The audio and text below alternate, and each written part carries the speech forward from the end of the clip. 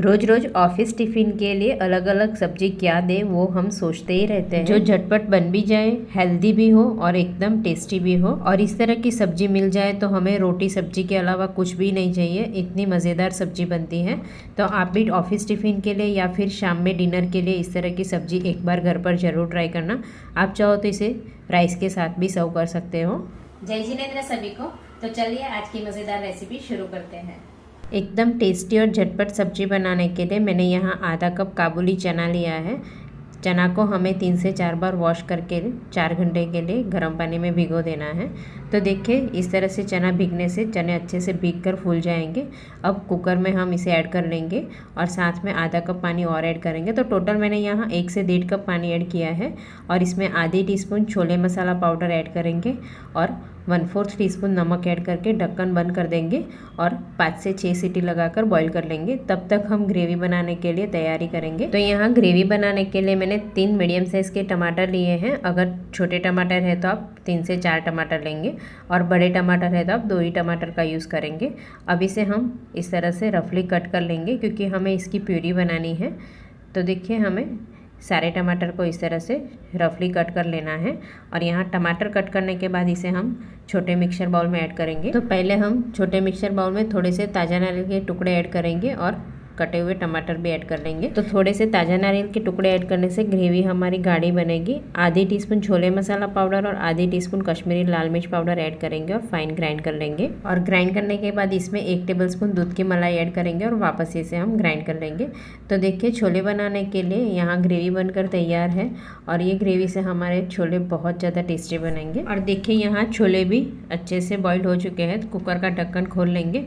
तो यहाँ मैंने 5 से 6 सीटी लगाकर बॉईल कर लिया था और इसमें कोई भी सोडा वगैरह कुछ भी ऐड नहीं किया है, फिर भी ये छोले अच्छे से पक जाते हैं। तो देखिए प्रेस करके भी हम चेक कर लेंगे। तो इस तरह से अच्छे से मैश होने चाहिए। अगर छोले कम पके हैं तो आप 2 से 3 सीटी और लगाकर फिर अच्छे से बॉईल करेंगे।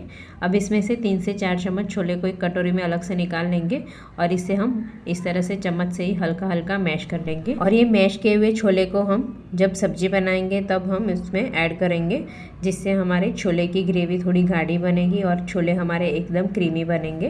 तो जब भी छोले गर्म हैं तभी हमें चम्मच से मैश कर लेना है, जिससे ये अच्छे से मैश हो जाएंगे। ये ठंडे होने के बाद फिर अच्छे से मैश नहीं होंगे, तो हमें जब भी गर्म है तभी मैश कर लेना है। तो देखिए यहाँ मैंने थोड़े से छोले को इस तरह से मैश कर लिया है।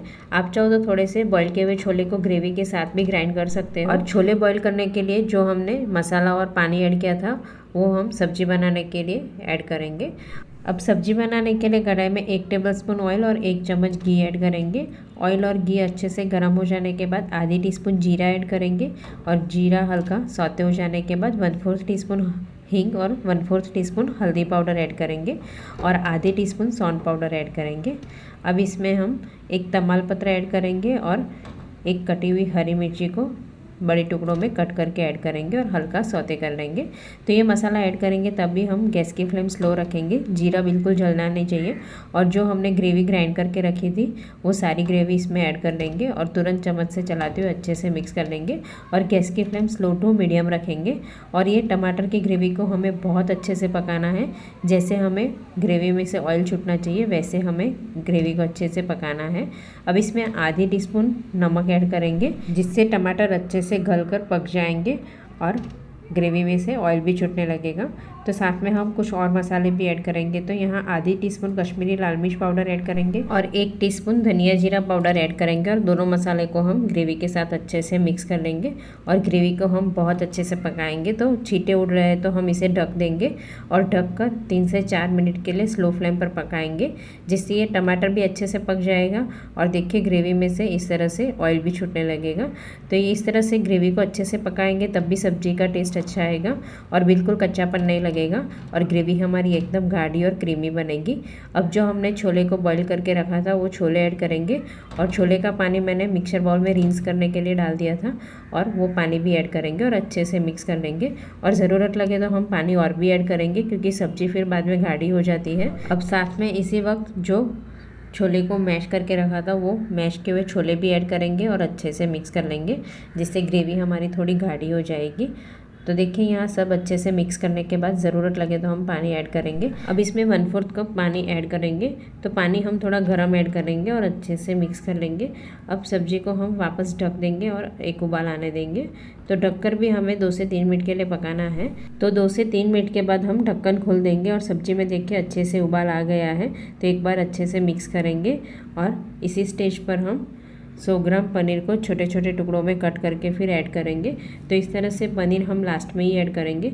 थोड़ी सी कसूरी मेथी ऐड करेंगे और बारीक कटा हुआ हरा धनिया ऐड कर लेंगे और अच्छे से मिक्स करेंगे। अगर ज़रूरत है तो आप थोड़ी सी चीनी भी ऐड कर सकते हो, पर मैंने यहाँ चीनी ऐड नहीं किया है।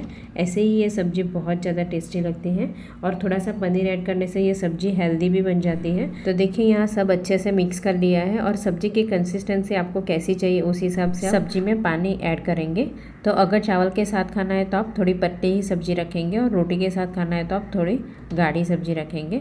तो देखिए यहाँ सब्ज़ी अच्छे से बनकर तैयार है और बहुत ही अच्छी खुशबू आ रही है। तो गैस बंद करके हम गर्मा गर्म सर्व करेंगे। बहुत ही मज़ेदार एकदम अलग तरीके से छोले पनीर की सब्ज़ी बनकर तैयार है। तो इस तरह की सब्ज़ी को आप हफ्ते में ऑफिस टिफ़िन के लिए एक बार बनाकर दे सकते हो, बहुत ज़्यादा टेस्टी लगती है। और शाम में डिनर के लिए भी आप रोटी पराठा या फिर चावल के साथ सर्व कर सकते हो। और यकीन के साथ कह सकते हो कि आप एक बार सब्जी बनाएंगे तो इसे आप रेगुलर मेनू में ऐड कर लेंगे और सभी को बहुत पसंद आएगी। Thank you.